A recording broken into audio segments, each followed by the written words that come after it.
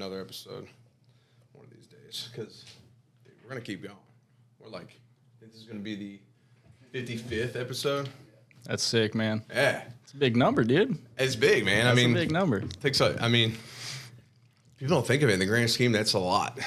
Yeah, that is a lot. It takes a lot of consistency, especially on a weekly basis. So, like 50-something weeks we've been fucking putting episodes out. Some people, it's exhausting, but you love doing it. I mean, it does take a lot. I mean, because, for a while, it doesn't pay you. Yeah. So you're really you're doing it for almost free. Yeah, pretty much. That's how all these things start, For a long time. Investment. Yeah, long-term investment, man. But it's just like, it's so worth it. Alex's episode was number 52, so that's a full year. Yeah. Worth. Full year. Nice, man. Fucking A, man. I'm stoked. That's sick. I'm stoked. All right, I got to pull up your little notes. I mean, we're just rolling with it, dude. Mm-hmm. I just like to jot little things down.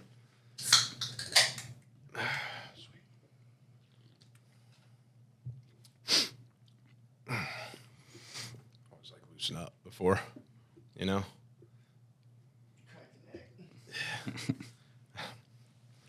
Got my little routine, baby. All right, ready to roll? Yeah, ready, man. Ready, Logan? Yes, sir. What is up, everybody? This is Joe Adams, and welcome to the Relentless Pursuit podcast. As always, we got my man Logan Hyder of Cinema 83 LLC in the house doing his thing, co-hosting. Top of the morning. Just, Little Saturday morning recording. Yeah, exactly. Saturday morning. Beautiful Saturday morning. It looks beautiful. It's just a little too humid. So Yeah, it's pretty humid. And got good reason, though. Yep. This morning. We do. And today we have a very special guest traveling from out of town. He flew in from North Carolina this morning and is flying back to North Carolina after the podcast, which I find is pretty damn cool. And that he took that kind of effort in order to be on this show, and it's badass. Whoops. Sorry. Logan. A little pre. Got a little too excited there, guys. He is also owner of Look Within Official Apparel that he just got running. He's an active duty Green Beret. My man, Zac LeGros. Yeah. Hey, how's it going, guys? Good morning. What's up, dude? What's up? And a little twinkle. That's Joe's favorite sound effect. Oh, yeah, that's my It's favorite a good one, man. The little, it's a good one. I know, man. It's just, it's like that's literally what plays in my head when I wake up. That's like a new day, sunrise, everything's pretty. I hear that noise when I wake up every day. That's great. And I'm just like, It's time. Just got a smile It's on the my refresh face. noise. Yeah. So it's a good one. I can't believe I just said that too early. That's so embarrassing. Jesus Christ. It is embarrassing. He's like, dude, I thought they had a professional Yeah, thing I going flew on in here. here for you to hit a fucking button early, jackass.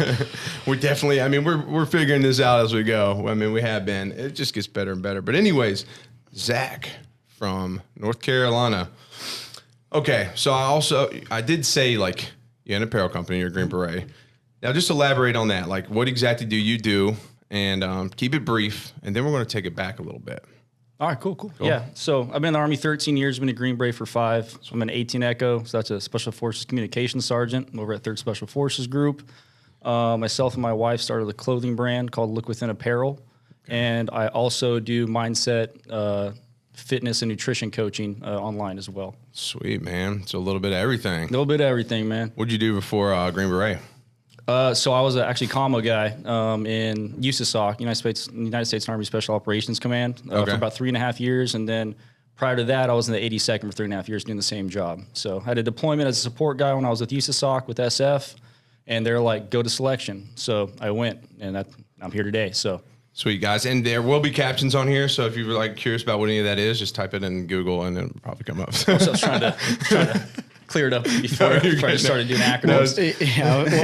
Once we get back to this part of the story, we'll elaborate a little more. Specific, that's cool, though, man. Hell yeah. So you've been, 13 years. I think about it. It's crazy to think. I got out of the Air Force back in 2015. Yeah, I'd be like 13 years in now.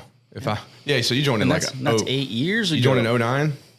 Like 2010, like mid 2010. Okay, I was at the end of 2009. I just hit 13 years in I think May. Okay. So November 09 was mine, so Nice, yeah, okay, we'd be yeah. in about the same around time. Like my Same 6 time years, frame. yeah, my 6 years was up, and I was like, all right, peace.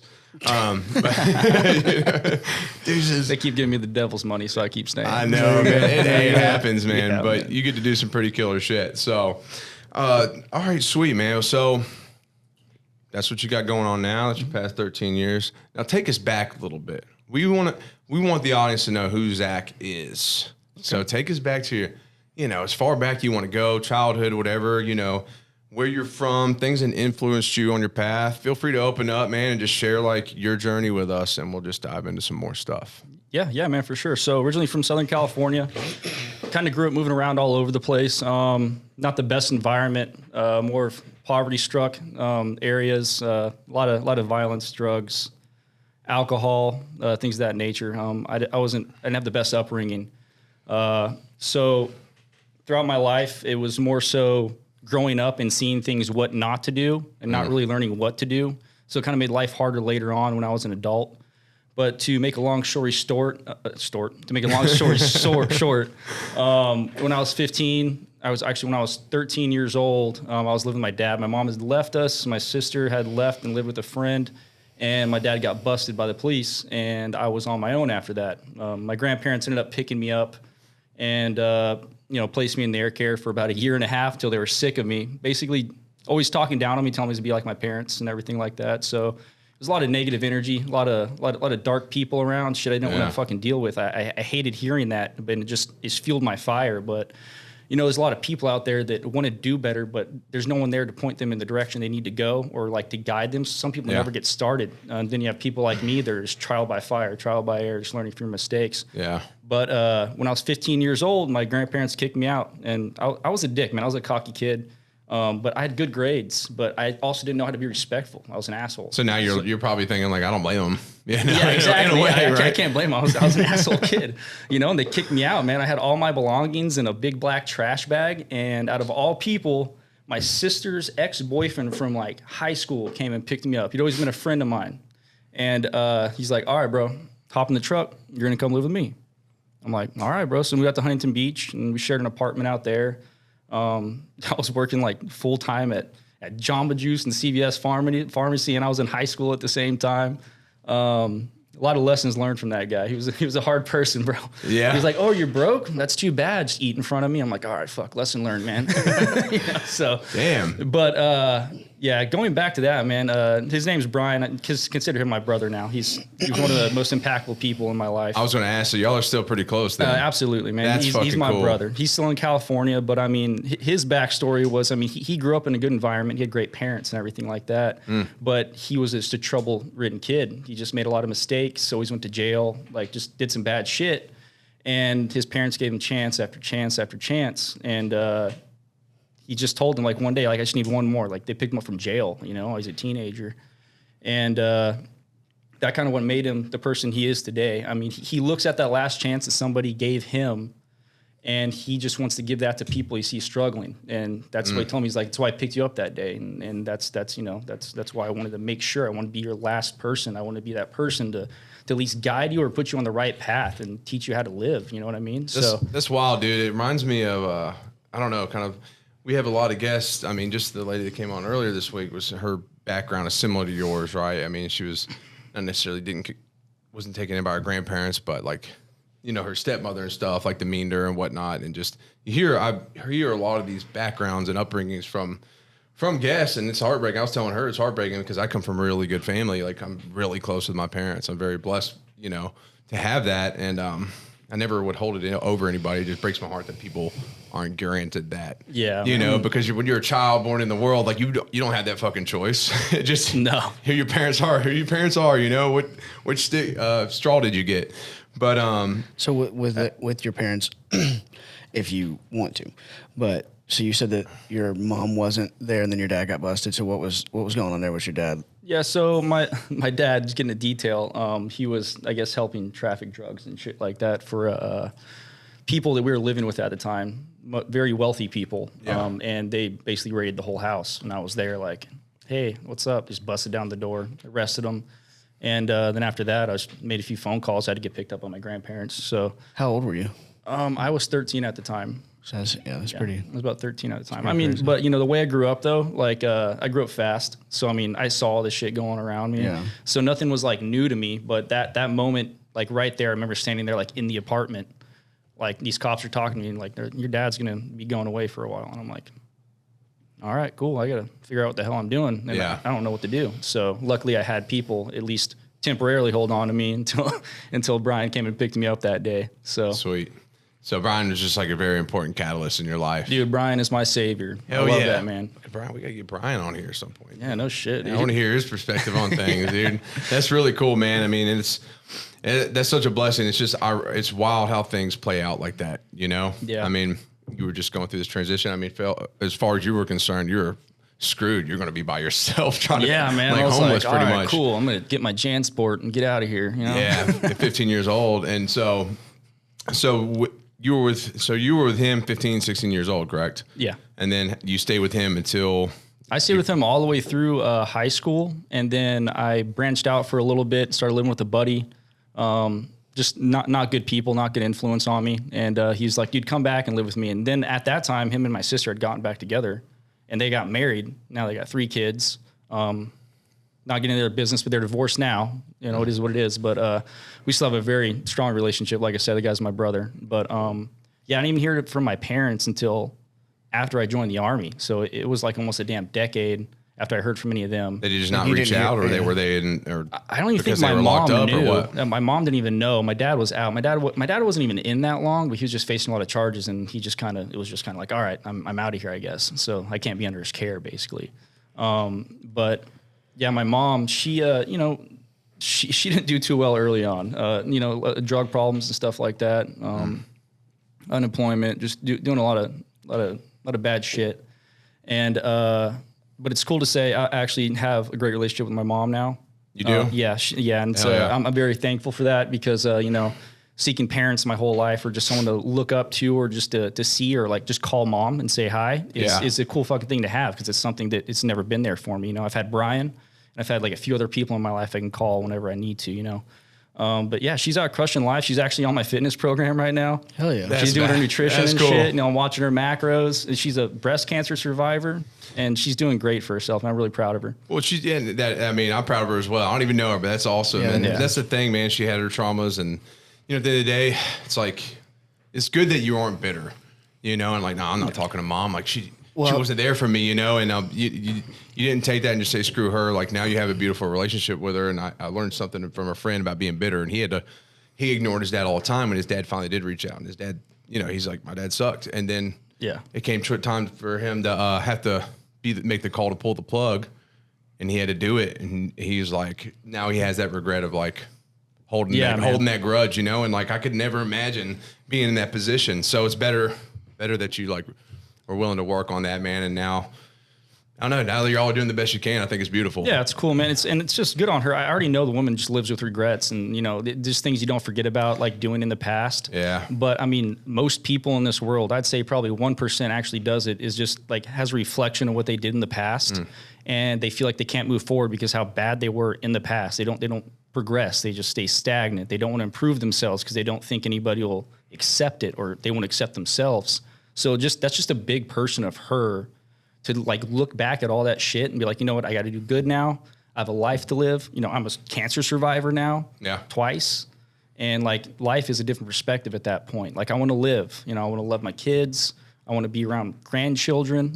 I want to live my life to the fullest, because I missed out a lot whenever I was younger, as a mother. So all you can do is like, those shadows are always there, but you just got to show them compassion in a way. Exactly, man. Exactly. And like, she's so different now. She's so strong. That's cool. Cool to talk to. She can actually give me advice on life and shit. And I'm like, oh, cool. I fucking got a parent to give me advice. That's the bridge that kind of gapped that. Was that her getting sick? So I actually, the first time she got breast cancer, I didn't even know. I think I was in Afghanistan at the time, and we weren't really on a talking relationship at that point. But the thing that really bridged the gap is that she had another daughter, so I had another sister, and I think that's where she hit her hard reset and was like, I'm going to do this one right.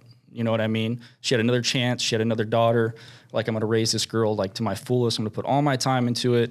And like now she just turned 18 and she starts at ASU next month. Sweet. Like she's just crushing life, like black belt Taekwondo. She's already done her clinical hours for PA school, and she's 18 years old. So it's awesome. It's just awesome to hear, you know, and she did it right. She's doing it right, and she's living her life to the fullest, and she's trying not to regret the things that she did, because, I mean, you say you live with no regrets, you're full of shit. There's things you think back on, and those regrets are something you learn from. You learn from mistakes, and you have to carry that forward, and that's what goals are. You approach goals knowing the shit you failed in the past and what you can do to fix them. Yeah, and it's looking at those regrets differently. I mean, I got the Patreon, and people ask all the questions like, what's your biggest regret? I'm like, I don't really necessarily have regrets, but I do have things that were very important lessons. Like, yeah, maybe years ago, before I shifted my mindset, they would have been regrets. Yeah. But if I regret them, then if they're massive regrets, and they're just going to hold me back more. So you got to kind of, I don't know, name them something differently, right? And just be like, hey, lessons. Those aren't regrets, those are lessons. They're yeah, exactly. Lessons. So, yeah. I thought he was going to say something. No, You were like, just agreeing. Yeah. just agreeing with us. No, I was just gonna jump back to the story chronologically where you were at before. So you said that you moved in with some people that were a bad influence. Yeah, no, I had good friends. I mean, obviously it's good friends at the time. I was like 18, 19, and this was like just prior to me joining the Army. But dude, we'd just drink beers all day. We'd have house parties. It was just two 18, 19-year-olds with their own house, and that's all we fucking did was drink and party and do dumb shit. Like, what do you expect guys that age to do? Yeah, exactly. That was, I guess that's what you do. You know what I mean? And it was just like a fucking broken record. It just sucked for a while. And then Brian hit me up. He's like, "How are you doing?" I'm like, "Man, I'm not fucking doing good. This kind of sucks." You know what I mean?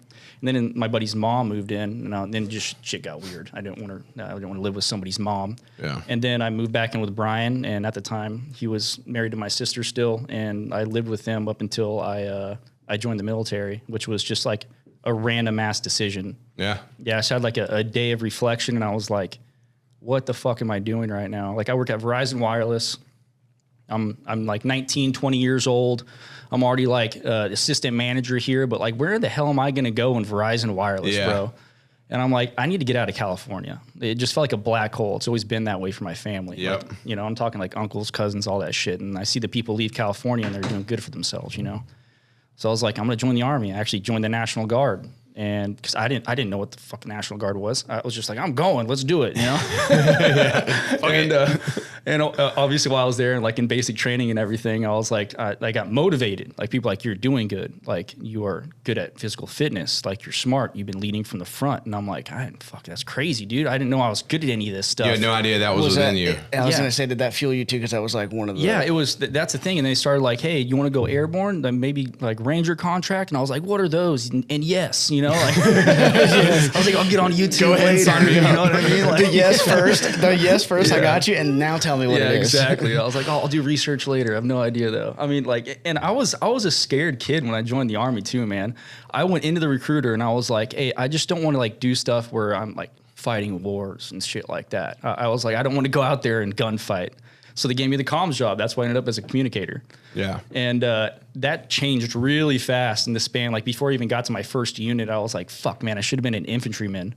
I feel like I'm built for this. Like, this shit's fun. I feel like I found my place. And like, that's what it really felt like for a while. Like, I felt invincible. I felt like Superman. So I met good ass people. I'm sorry. Did that purpose like kind of help you get over the fear? You know, because like you said, you had the fear, you didn't want to do combat, but you just felt such purpose in it that you didn't even think about that anymore? Yeah, man, I was like 20, 21 years old, and I got dudes that are like 25, like looking up to me because just my abilities as a soldier. And I'm like, I got to lead from the front. And like, I had great leaders when I first joined the Army. Like, my platoon sergeant, my first squad leaders, they're fucking awesome. They showed me how to be respectful. They showed me how to lead. And like, I wanted to be in the fight at that point. You know what I mean? Yeah. And obviously I was still a communicator for entirely about 7 years before I went SF. And I even tried early on. I actually went to SFAS, Special Forces and Selection Program, in 2013. And I was arrogant as fuck. I was cocky. I went through all of selection. I was a non-select. Because all through team week, I was bitching at some captain because he wasn't pushing his weight. And I was mad at him the whole time. I was like newly promoted E5 buck sergeant. And I was like, this guy's a pussy. Like, he's just not doing shit. And they're like, all right, you got cadre non-selected, and that guy was a drop anyways because he sucked. So just don't say shit next time. I'm like, all right, cool. And that's when I got sent to USASOC. So I was in the 82nd at the time. So yeah, those guys just talked to me and like, go back. And I was like, all right, I'll go back. Go back and do it. That's awesome, man. Right through. So see, it was different in the Air Force. I think about it because I mean, that was my whole purpose when I joined was to cross train and go. Yeah.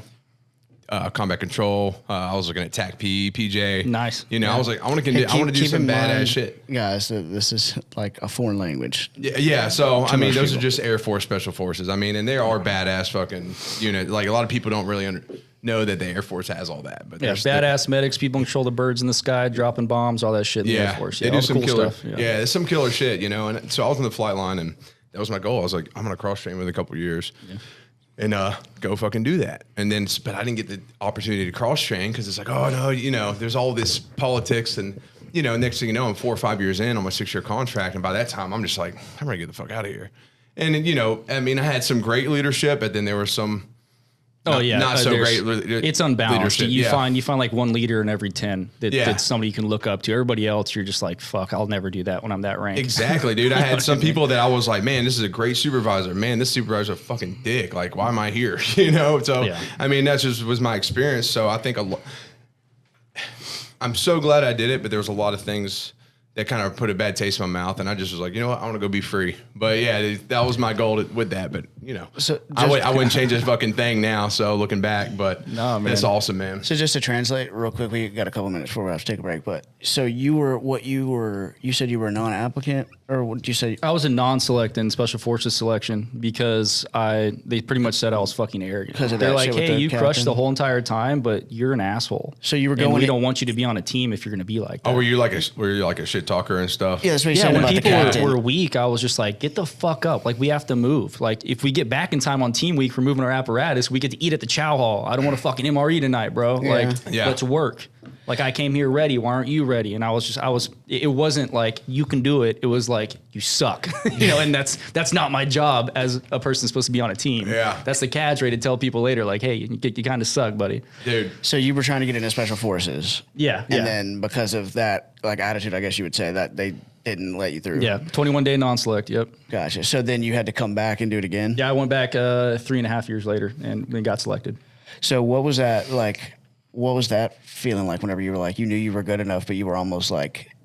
Well, I mean, that's the thing. I wasn't good enough. Like, my mentality wasn't there. Right. I was moving so fast in the military, dude. I was just knocking down ranks. I was knocking down schools, and I was doing everything good. I was like a board baby too. So many competitive boards, PT tests, and I was a Division Soldier of the Quarter in the 82nd when I was a PFC.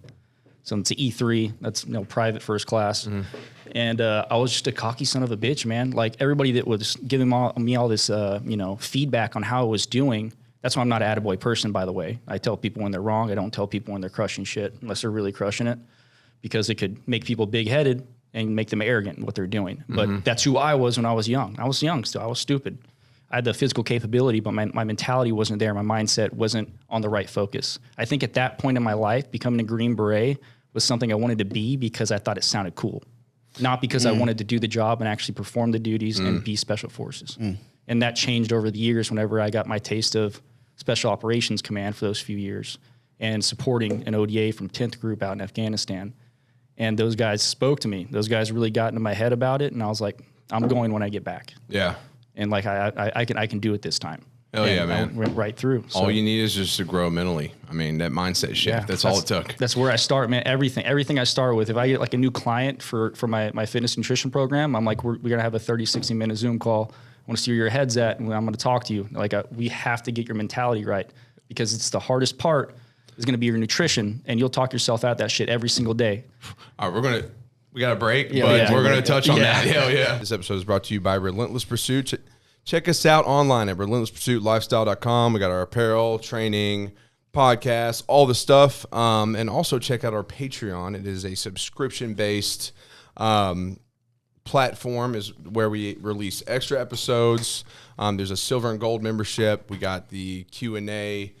I do my donuts and coffee, all that stuff. It's a little bit more personalized, and we're also making unique apparel. That'll be coming to that every so often. So check that out at patreon.com/the Relentless Pursuit podcast. And also check out the fundraiser for my man JT and Garner McGrady. Check out the fundraiser. There will be a link to that GoFundMe in the caption on this episode, but you can find it out there. So definitely check out what we got going on with that. That's a pretty important thing, and we want to get as much raised for him and his family as possible. On to you, my man. All right, hey guys, Zac LeGros. So go check me out, Zac_LookWithin on Instagram. I do coaching for fitness, nutrition, and mindset. Also take a look at Look Within Official on Instagram as well. That's the apparel line. And for you ladies out there, check out Dope Women. That's an A-N, not an E-N at the end of that. And also for all my military out there, big shout out to TF_383 on Instagram. Group of extraordinary men, all service members, Delta operators, retirees, 82nd members, and special forces. You have any questions pertaining to your career, give them a shout out, give us a shout out. We got answers for you. Hell yeah. Beautiful. I mean, it sounds like you've done that more than I have. It's definitely like a religion to me. So key lime pie is my shit, but I've never been a donut guy. And then someone told us to go to Project Donuts, and it's 5 minutes away. I was like, give it a shot. And like when I get there, they had just released the key lime pie donut, and I'm like, man, something's happening. It's funny now. They like in his the pants. owner. In his pants. I met one of the owners, and she was like, she's like, you must be the key lime pie guy, and I'm like, fuck, dude, I'm making a name for myself. Like easy description, tall, sick mohawk, beard, looks Viking. Yeah, definitely key lime pie guy. Key lime pie guy. And I was like, I'll make a shirt. I'll take that title, okay? And it's just so funny, man. And like, so that's been my Saturday thing. They actually, this morning she was like, hey, because they released some new one. It's funny because I asked him if he wanted donuts or anything. He's like, I'll just bring a water. And I was like, fine. I'm not going to have any donuts Saturday. Like, I'm going to be good. I would eat donuts with you, bro. I drove. I was on my way here, and then, right, of course, I'm like, dude, like, I'm not turning into my building. I'm going straight to the donut shop. So I fucking got my donuts. But I'll just, damn it. Dude, I'm a red velvet weakness guy. I love anything red velvet. Dude. It's my favorite. Maybe I wonder if they've done a red velvet one. But anyways, sure yeah. They have. I'll check them out. Yeah, dude, they're good shit. They're good shit. And they actually, she was like, we should do like an RP collaboration donut. She should. That'd be amazing. I'm like brainstorming. They already made key lime pie. I don't know what the fuck to do. Like, you could do a key lime pie. That's a big deal to me. Just make it hard. Make it hardcore and savory. Just a savory donut. Well, you get your own donut. Men's donut. Yeah, like a slice of Wagyu ribeye on the top. Oh my god. Oh my god. Anyways, so moving diet forward. and nutrition and fitness. I know, right? Let's talk about donuts. But no, yeah, we're in the story. Where were we at? We were. So he just mentioned something talking about mindset. You were talking about mindset because it's the about the first thing you military, asked the client. But we'll get to the training aspect. And I mentioned nutrition. Yeah, and that rung your bell right there. So yeah. But we were talking about your mindset in the military. That's what it was. So I was asking for the translation, kind of what you were trying to get through, and so you went back and made it into Special Forces the second time, right? Yeah. Okay, so that's kind of where we were at. So you got through the second time, and then kind of pick up from there, I guess. You're good. We've been rolling. All right, word. So yeah, So my second goal at SFAS, I passed, of course. What does that stand for? Special Forces Assessment and Selection. That's if you want to become a Green Beret when you're in the Army. The Q course, which is what we call the Special Forces Qualification course, follows. It's actually the longest program to become special operations, soldier or I guess service member in the military. Could take up to 2 years after selection, depending on the job that you pick. The longest job that you're going to pick is 18 Delta, which is your Special Forces medics, because they have to go through a 6-month course called SOCM, Special Operations Combat Medical Course, and they pretty much become trauma medics, and they learn a whole bunch of shit. Send PJs there as well. Like they work with them, coordinate, especially for helo stuff and loading and unloading patients and what they expect whenever they meet up, get over the radio and things like that. Okay. So. Because we've had your guys overseas, especially like my last trip in Niger, we had 2 mass cows. So, went through the whole Q course, man. And now I'm in 3rd Special Forces Group, and that's where I've been for 5 years. Will you pull that mic just a little bit to the right? And then I was going to ask you too, would you mind if, again, I'm playing the role of like 5-year-old here, so sorry for the dumb questions. But what is like the selection process like? All right, so the selection process, so how it usually works, it's no fucking secret. You can just go on YouTube and watch it. So if people want to get mad for me putting this shit out, they're stupid.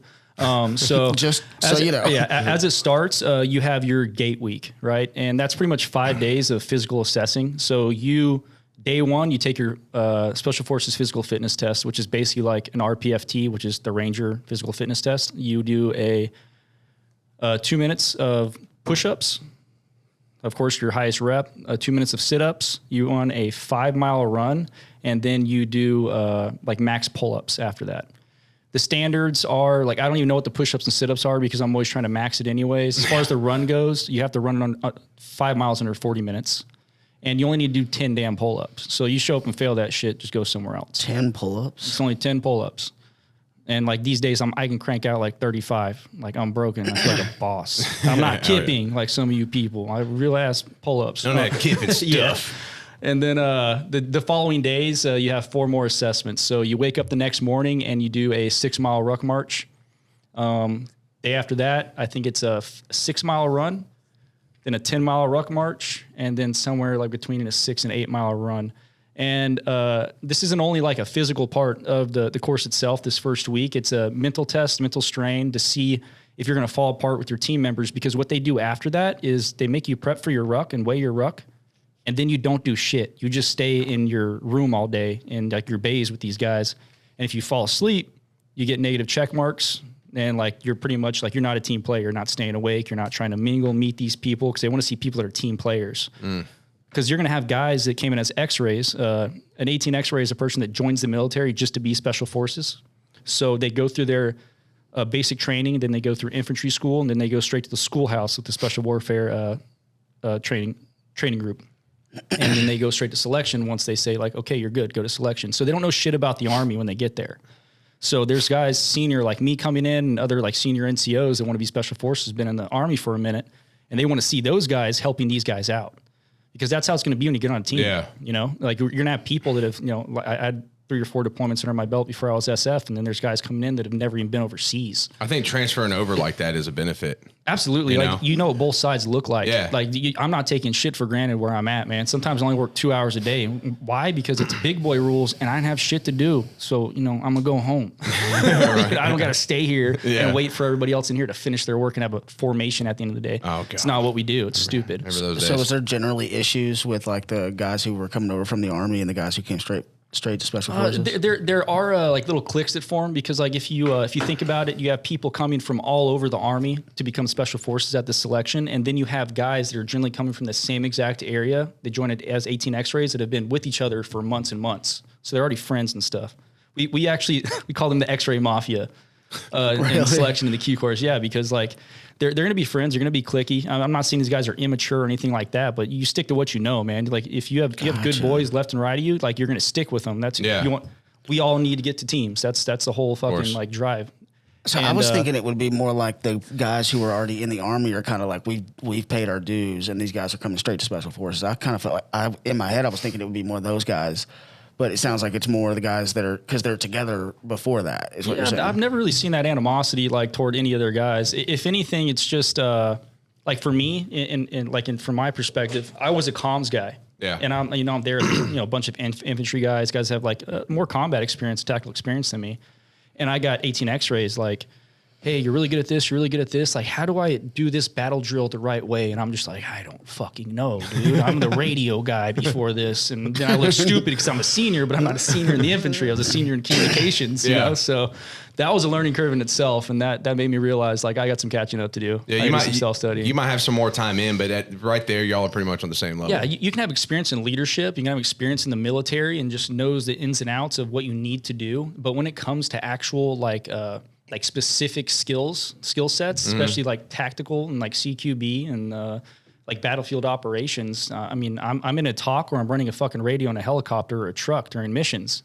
Until like this last time I was my last deployment, I told you when I was support guy for SF, I wasn't really doing shit, and then they were taking me out every damn day doing stuff. We're doing all the cool shit out there. And that was the experience that I got, and I'm like, all right, this job's pretty fucking cool. Okay, dude. I think that's pretty cool too, because like you said prior to that, you were pretty arrogant, right? Yeah. So not only did you go in there with a better mindset, but you're also like humbled a little bit by like being like, dude, I know as much as the X-ray guys do on these certain tasks, you know, Yeah. like fuck. I'm like, you and me, we can get together. And I'm like, So were you just naturally very good at the combat side of things?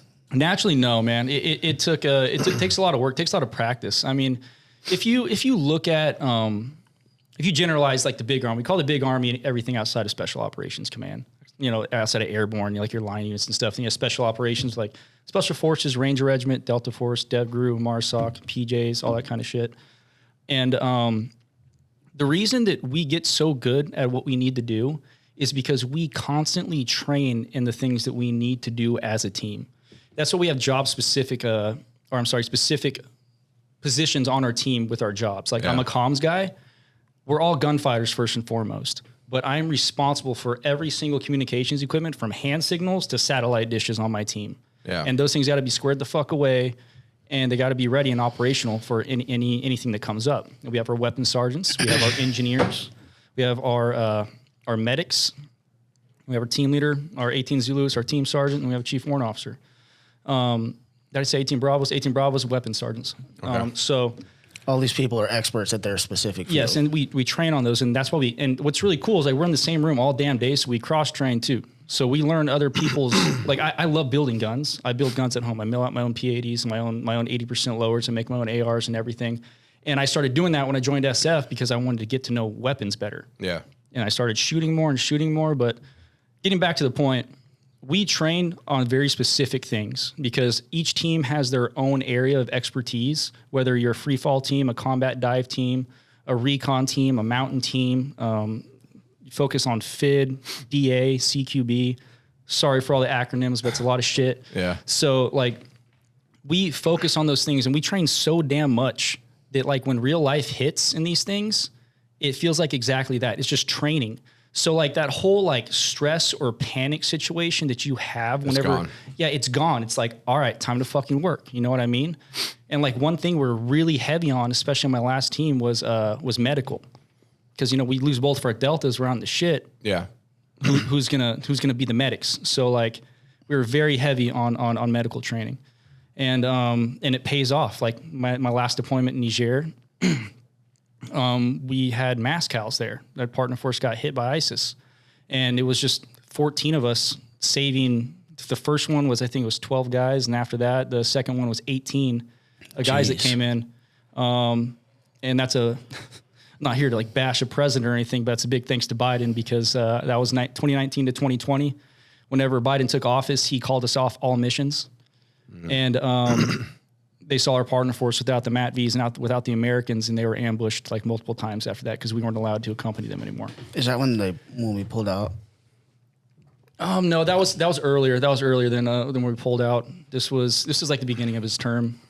That was something else different too, because I was in Kabul for 7-8 months too. And that was crazy to see, but yeah, that's another subject. But like that's the thing, man. Like we do like traumatic shit in training, things like can't be talked about like at all. But like we train on real shit. So like whenever that happened, it was like, all right, you land on a patient, that's your patient. And like we have this guy handing out narcs, we have this guy handing out tools, anything we need. Yeah. We had dudes that were fucked up, man. We had guys missing lips. We had guys with their whole scalp burn off into their helmets. We had broken femurs, a guy with brain damage, a guy missing all of his fingers, looked like a Looney Tune hand. Like it was just crazy stuff. But like you think about that after, you're like, I got to treat this. That's it. Like there's nothing else. You're not like, oh God, I'm getting sick. This is weird. Because if honestly, for me personally, bro, if I don't have any kind of adrenaline pumping, like when I'm giving blood, I will get lightheaded and sometimes I will pass out. That's crazy. I swear to God. That's crazy. Yeah, and I got tattoos and shit. I'm Dude, like, it's so funny because when I see my blood getting pumped and I'm just chilling, it like that'll jack me up too, man. I got like my nose pierced and when I was in Indonesia, random shit, and I was just like, oh God. Almost put me out. Well, you also were going to be like going to medicine and you were like, fuck no. Oh yeah. I mean, it's just certain things, but I'm an adrenaline junkie anyways, man. That's what keeps me going in everything. It's funny you say that. So I think I am that person though. I'll be like, I'm passing out. I'm like, you're passing out. I'm like, yeah. I'm like, but you don't seem like you're passing out. I'm like, just be prepared. I'm like, no, I'm like, I'm chill about it, but like, I know I'm passing out. Like, you're really pale. I'm like, I'm passing fucking out, dude. I just told you that. I've got to fucking pass out as tough as possible. You're like, I can't show my card. I'm going. That's great. That's funny as shit. Oh shit! So where we got off on that, we were talking about the selection process. Selection process, but yeah, that's what I was talking about. The specific training that we have, you know. So like when you come into a leadership role, and the separation gap that comes with the 18 X-rays and the experienced guys, we have experience before. It doesn't mean we have all walks of life coming, not just infantry guys. Way to tie that back in. Good stuff. But yeah. Anyway, I was going off on like a whole different venture, but I had a lot to say. I do got a question though. I mean, I don't know. With the way things have, and you know, I don't know if you can answer this, because the way things have been going, like, you know, with the world and the government and whatnot, you know, a large part of me, I think, getting a bad taste in my mouth is like, as things have progressed with the government, like them allowing just certain types of people into the military. And that started putting a bad taste in my mouth. And I'm like I started getting really irritated. I'm like, well, this person wants this. They want to wear this. This person wants to grow their beard out. It's like, there's no fucking standards. And so I started seeing the very corporate aspect of it, before, like outside of like special operations, right? So I'm like, it's in special operations too. Okay, I was wondering, and I have a buddy that's a SEAL that's like had suggested that's kind of even going that and seeping into there as well. And yeah, you say it's in special operations. So how does that make you feel? Because I think that was one thing. I was like, dude, I fuck this, man. Like, this person doesn't need to wear that hat, or they don't need to grow a beard. Like, there's fucking standards. Everybody should be meeting the same level.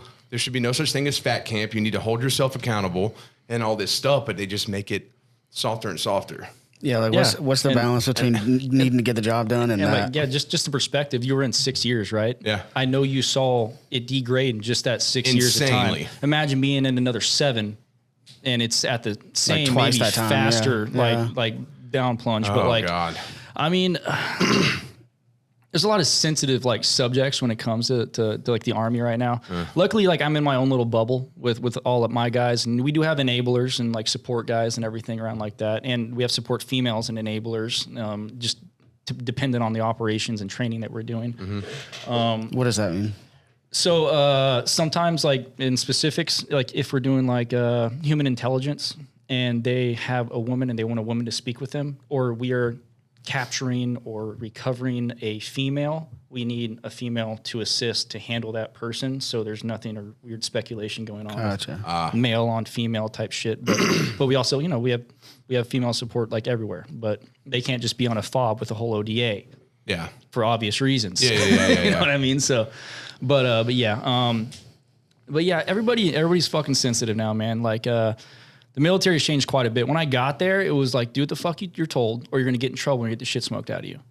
I'm like, okay, I'll go do push-ups. It got to a point where like, Zach's in too good of shape. I made my NCO cry one time because I was just doing everything he told me and it wasn't phasing me. And he got fucking like butthurt and literally cried. And I got a new NCO and it was a female. And I was like, oh, fuck, man. You know, like, I'm not over here like saying like I'm nothing against women, but I'm like, fuck, a female really is my boss. She was an outstanding leader. You know what she did to punish me? She made me sit in a fucking chair and I wasn't allowed to talk. Like in the middle of the bay. And she knew how to handle it. I was like, this shit hurts. Yeah, she knew how to handle that. She was like, push-ups ain't gonna work, but I got you. Yeah. As a weapons loader, you have a 1, 2, and 3 man. I was a 2-man. And I had a 1-man that was a female. And I was like, oh boy. But guess what? The best fucking supervisor I ever had. The best 1-man I had on the crew. And I was like, yeah, bro. Yeah, it was wild, man. She was harder than most of the fucking dudes. That's what I'm saying, and bro. I was like, what? The dudes that will bitch about women being in the infantry are the ones that are like fucking skinny, fat, looking like shit, and they suck at their job.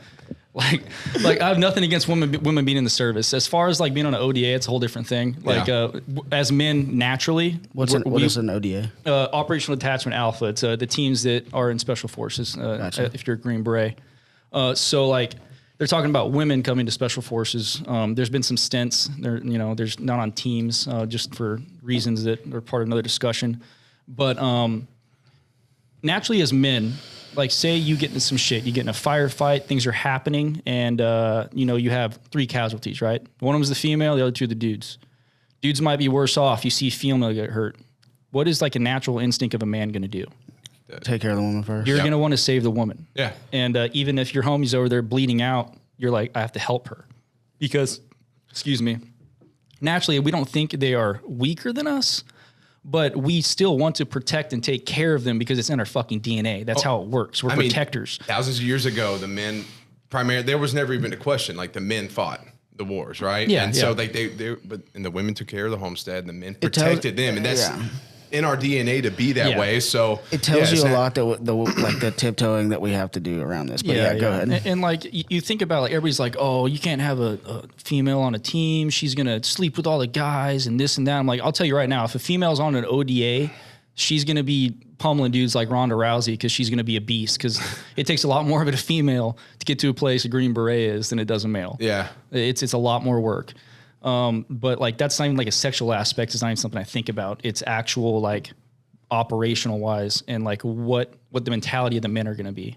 Because not only that, but we're a bunch of alpha males on a team. Yeah. So there's a woman in the room. People just fucking act different. That's just how it is. Yeah. There's these people that are egotistical, and it causes problems within a team. Yeah. But where were you going with the other? Because I think I know where you were going with that. With the people that are injured on the ground, the man's gonna go for one. Because I may be wrong, but I think I know where you're going with that one. So basically, like the natural instinct of a man, if he sees a woman go down next to another man, he's gonna run to that woman.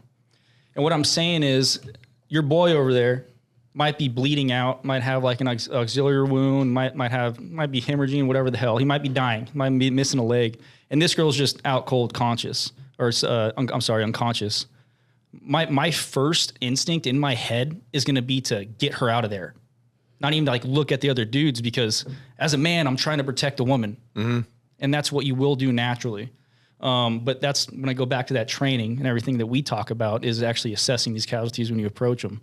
But there's that thing you're gonna have to get over. But some people like that's just the training that you do. And some people, if they don't have it, they'll just go to what they think they should do naturally at that point, because they don't process the training immediately. They process the natural thing they're going to do in their instincts. And I'm presuming that's the issue, right? Because it's like it's a issue. I mean, like, right, it's something that could happen. It's going to be a hard transition when it does take place, when it does take place.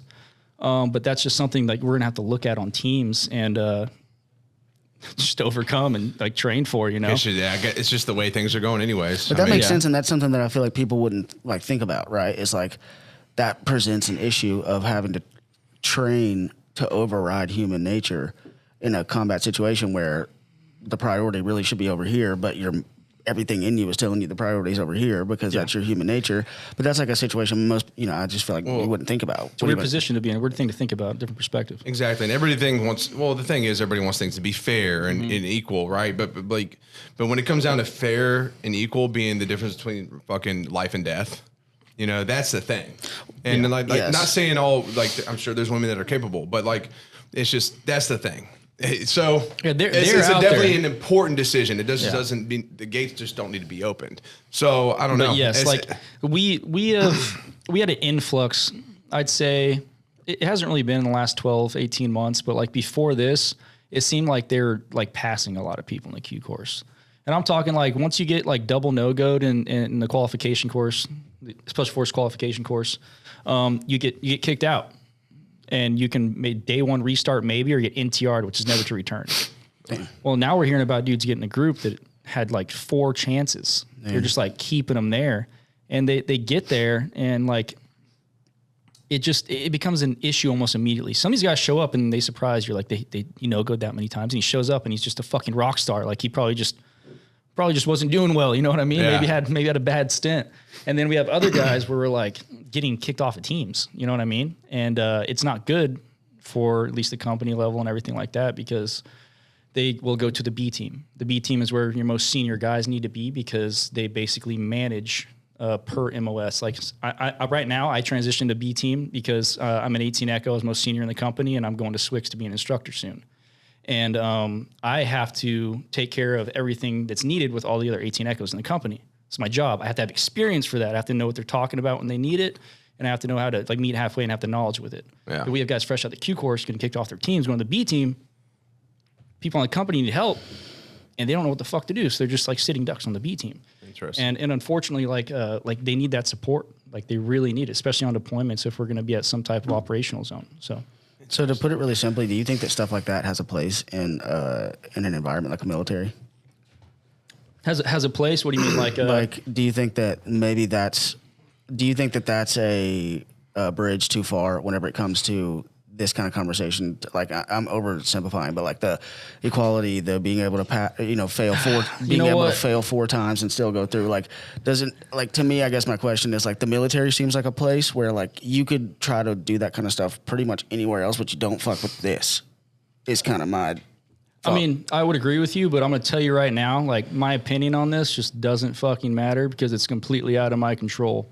And but I think the people in the service that talk about things like that, I think it does matter. Oh, it's definitely team room talk. It's definitely something to talk about and everything like that. It's just these days, where my head's at is that like it's not even just in the military, it's everything. It can be in a relationship, it can be like attorneys, court, finances, friendships, deaths, shit like that. Yeah. There's just certain things I can't fucking control in my life, and I have to accept that part.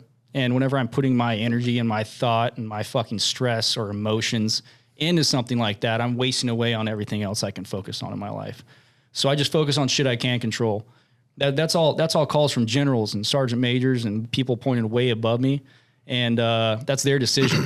And it's not mine. I'm here to either reap the benefit or not, but whatever comes my way, I'm going to fucking work with them no matter what. If they come to me sucking, I'm going to try to make them better to my fullest capability. If they come to me being better than me, then I'm going to I got catch up to do because this man's motivated me and I'm going to fucking catch up. And I'm not going to let him outwork me in this goddamn place. I can control that part, but I can't control the decisions and the people that get appointed with me. Dude, that translates to everyday life, and you're 110% correct. I had a friend ask me a while back. He was like, dude, how do you stay, like, keep moving forward, like, your business and everything with the way the world's going? And I'm like, well, okay, how long can it go? Like, it's been going the way it's going for as long as we've been around, right? Like, so am I going to just be concerned with this thing and allow it to hold back my whole life? What if some shit never happens, that you're this disaster, right? And then I just sat there and worried the whole time. Yeah. And I didn't shoot for my dreams because like, oh, this fucking thing's happening. Yeah. I can control my life right now. I can pursue my fucking dreams and do the best I can.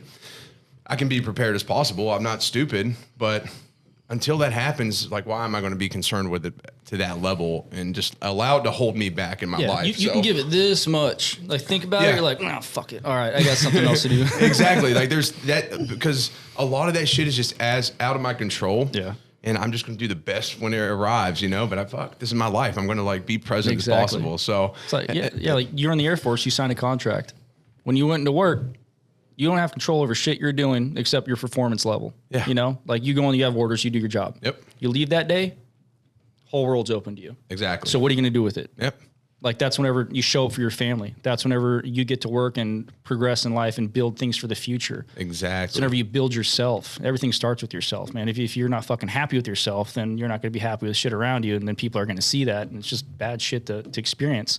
So don't go home bringing the job with you if you're unhappy with it.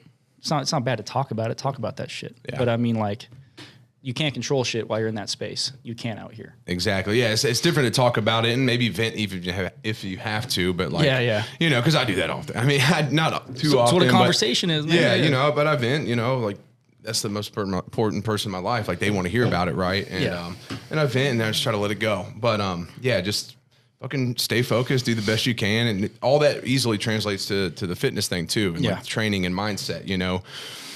You're not gonna be happy with yourself. I tell you what, man, training and fitness and diet, all that stuff, fitness in general is that starting point.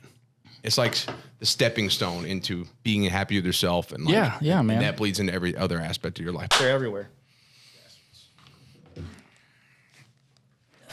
Okay, so I have 1.5 million questions, but I'm going to try to stick with your story because that's what's important. Yeah, 3. So because I do want to touch on his business and training and all that too. So we were going into the selection process. If you want to touch a little bit more on that, you can. But then from there, when you got through. Oh yeah, I guess I only went through the gates as far as selection goes. So you have gate week, field week, which is like your land navigation. Then you have training to team week. So you do those gates I was talking about, and we were talking about the people. I think you guys asked me another question about like people coming in from like the Army and then people coming in from 18 X-rays. And I think I just went off on another adventure there. Yeah. But like after those gates are done, you start training for land navigation, and it's called the STAR course. It's just 2 days of walking your ass off and finding points, busting draws, walking through water, doing crazy shit, like walking miles and miles a day to find these points. And there's a total of 8 points, I believe, and you need to get at least 3 on both days. If you get those 3, you pass and you move on to team week. Stay still for me for just 1 second. Shit. I think the mic just edit that out, man. You're making them look bad. Yeah, just tape it to my face. Dude, every single person. My bad, man. I have to tell every single person. Don't worry. Yeah. Then after land nav goes into team week, and that's like the real test because at this point when you're in the selection process, like you can come there like yoked in the best damn shape you ever had, you've ever been in your life. But after those first 2.5 weeks, man, like you don't really have much left in the tank. Yeah. That's whenever the mental game really fucking starts and if you could finish and perform or not. And that's whenever like the teamwork is supposed to happen that I didn't have last time. And I was like, you guys are pussies. And now I'm like, oh, hey, we can do it, guys. I'm like, that person now. You know what I mean? Like, wait, you're the same guy that was. I was like, yeah, let's not do this again. Hey, high five. That was a good one. Like, all right. Like, who am I right now? But basically, you're basically tested on long ass movements with the team. You're given puzzles and things you have to build and then drag X amount of miles to an endpoint and shit like that. You pass team week. Sometimes there's something called the trek, and it's a mind fuck. I watch people quit it, and like they're on like the last damn thing they have to do to get through selection, and it's anywhere from like a 25 to 30 mile ruck march. And I believe it was 55 pounds dry is what we carried whenever I was there, and I think we did 27 miles. But what's a ruck march, by the way? It's a big pack on your back, usually about 55 pounds. That's without water, so adding water and food, you're looking at like probably a little over 80 pounds more so, and you're walking with that pack on a set route for X amount of miles. So I think we did about 27 miles on our ruck. And it's not like an Osprey bag where it's like balanced really well. It's just like army. Yeah, I remember mine had like a plastic Molly frame. It was like creaner.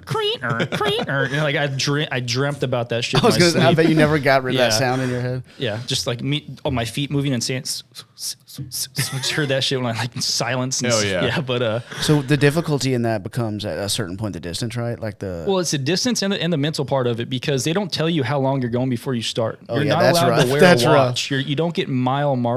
Like you are literally just walking and fucking walking in multiple little circles and a maze, and you just follow cones the whole entire time. They even had a part where they trick people, and you get back to the actual like base where you start, and so dudes are like, "Holy shit, we're gonna make it! We did it!" So you start like running to the finish line, and then the finish line's over there, but the cones are saying go that way, and they just like run by like, oh no. Nice. And then they just see the road and the cone's going straight back out to the road off the little base. And they're just like, fuck. So it was like, they hit that and it was like probably like another 3 miles after that. But I saw people just turn right and like, fuck it, I'm done here. I don't know how long this is going to be. I saw like dudes right in front of me quit. Dude. And like and then I you're finished, done? yeah. And I finished third in the trek, and I had people in front of me quit. Whoa. So like people were really fucking pushing hard, man. Not a lot of people get selected. Like the percentage I think is like, I remember we started with 100 and it was 120, and I think somewhere around like 30 people actually got selected, maybe less than that. That's the point, though. Yeah, you but like they just broke like right at the end. Yeah. It's just and like it's crazy because like whenever you see people do that, like some people like you respect and like people that are outperforming you, and you're like, God damn, that guy's a beast. And like I'm over here like chasing this guy and I'm working my ass off. And then you just watch their mental just get struck and they quit. And you're just like, bro, I would have just thought you would be a person I'd want on my team. It's crazy to see sometimes. Yeah. And then you see the person you didn't have high expectations for just fucking run past you in a 5-mile run. And you're like, dude, this fat boy has something else inside him. Yeah, that's cool. You're like, damn, man. Like, so definitely like as far as special operations go, of course I talk about face value and like what you see is what you get. Yeah. You know what I mean? Like, cause that's the first thing you're going to see. It's like when you think special forces, you think Navy SEALs, you think all that shit. You think these people you can just Google online. It's just some badass dude in a sick uniform. They look like a G.I. Joe or some shit. Yeah. But there's just some people that have just completely surprised me. And like people are like, it's not really in very good shape. And like, dude's probably got 30 pounds on me. He's 2 inches shorter, chubby. And I'm running a 34-minute 5-mile and he blows past me at the end. Yeah. I'm like, all right, dude, I was really wrong about fucking Rob or whatever the hell his name was, I'm like, all right, Rob, you got me, bro. New respect. Where did you get whatever you had to be able to complete something like this, like one of the most exclusive, selection processes in the world?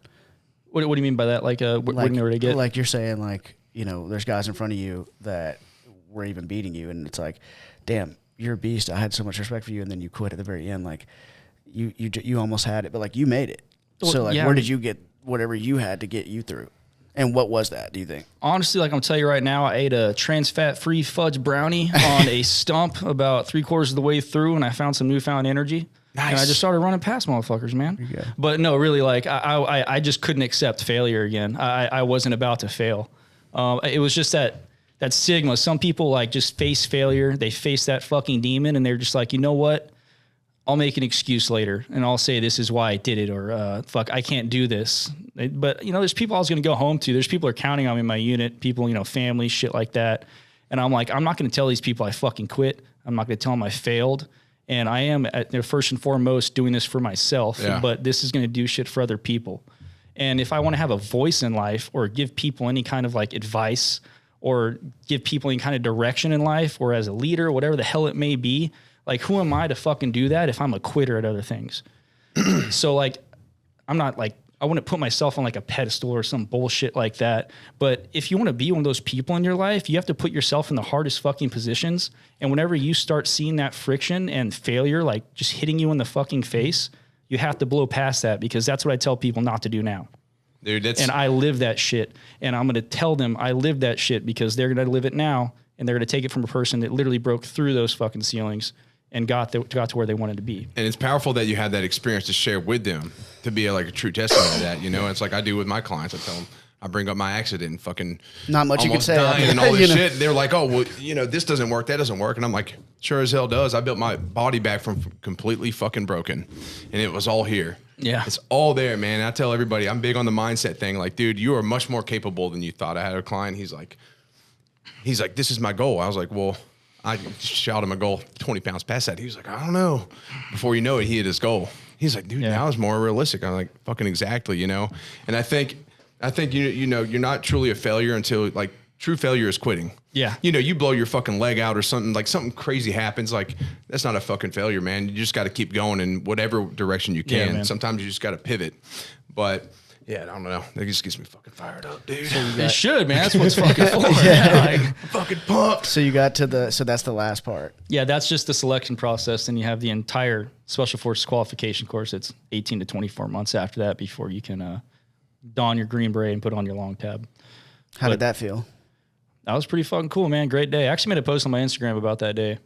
As I showed it to my first team, and I was on like my high horse and shit. I was like, I saw the people I went through the Q course with, and I was like, I am definitely in like at least the top 50, like top 50% of where these people are at. I think I'm well above that. I think I'm more qualified. I think I've had more experiences. Like, I'm gonna go to this team and I'm gonna fucking crush this team. Mm-hmm. Like, I'm gonna do great.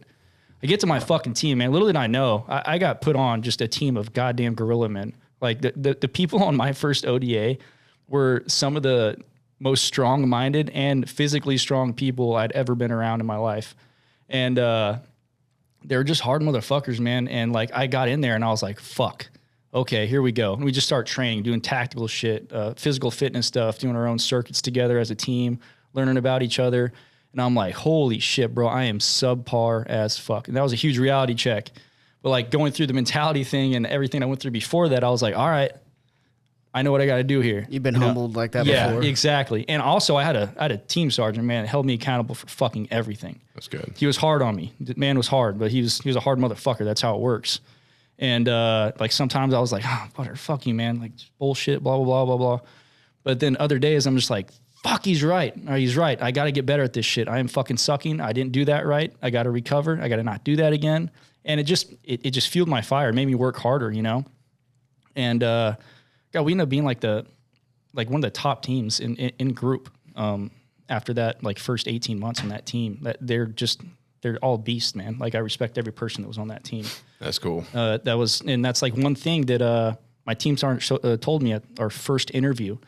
He was like, there's a lot of fucking people walking around here with their green berets. All right? There's a lot of green berets around here. We don't want fucking green berets on this team. We want Special Forces soldiers. And it's that simple. I don't care about your slick fucking hair. I don't care about how fucking fast you run. On this team, we fucking lift hard, we work hard, and we do our goddamn jobs. And I'm like, all right, dude, fuck. And he's a big dude, man. I was like, fuck, all right, man, whatever you say. You know? God, don't choke me out. Yeah. I'm sorry, man. I didn't mean to show up like Jesus this on Christ. time. I know you want to work your way to the business, and this question is kind of intended to do that a little bit, but it's also a general question. Another one of those military for dummies, please. Yeah. So you make it in, and then you start your training. You said the 18 months, and then so kind of a two-part question, I guess, but it may be the same answer. That training process / general job description, whenever people hear Green Beret, what does that mean? Like, what do you do? Job description or that training of 18 months? Well, and that's kind of my question too, is the training, I'm assuming, is specific to what you would end up doing? Well, honestly, it's like a generalized training because like when you get to your teams, you're there to start learning more. You don't learn all the shit you need to be special forces in the Q Corps. It's not even close. Like when you get to a team, it's like a new venture and you're like in school again. This is just testing like your physical and your mental and all those things that like are the baseline point for the rest. Make sure you can do your job at a minimum. Make sure you know tactics to a minimum. Taxes. You need taxes too. Man, I wish somebody taught me that shit when I was younger. They're like, listen, I can teach you. Confused as shit. I can teach you how to execute a very complicated combat mechanic move, but the thing with the W9 and all that, I don't know. Yeah. Wait, what? It's like, I need you to do all this math and then figure out how much you're getting back. All right, cool. And 6 months later, we're going to tell you because we already knew and you're going to owe me. Like, what the fuck, Exactly. bro? Like, That's the one thing, and that's the one thing that got you kicked out of the course. taxes. The taxes section, man. It eliminates everybody. Crushed everything else. The accountant section's the hardest. You thought the trek was hard. Wait till you get done with the trek and they sit you down and tell you to file your taxes. But man, it's just it's a generalized effort to teach small unit tactics, teach your actual job skill that you qualified for, because you'll know your job going into Q course you're selected for, whether that's 18 Alpha, Bravo, Charlie, Delta, or Echo, or if you're an officer as an 18 Alpha. And you have your culmination exercise, Robin Sage. It's pretty cool. Whole fucking whatever town or area you're in plays in on a complete. There's role players like everywhere. Oh, really? Yeah, and it's your culmination exercise where you actually get out, do some operator shit, whether it's in like Raleigh or what's that shit called? Piedmont over in North Carolina, whatever. So they're like Maca. It's a long conversation. It's very, very detailed. It's actually pretty awesome the way they coordinate and make it work. It's cool. Oh, yeah. Interesting. They had to really buckle down after I think it was like 6 years ago. Like somebody actually thought a dude was like holding a gun, like because we had to carry blanks. Motherfucker was in the course and got shot. Whoa. By like 100. Whoa. Yeah. So like they're very aware now of where these people are, because like we might hop out of a goddamn bread truck with a bunch of AKs running into the forest off the freeway.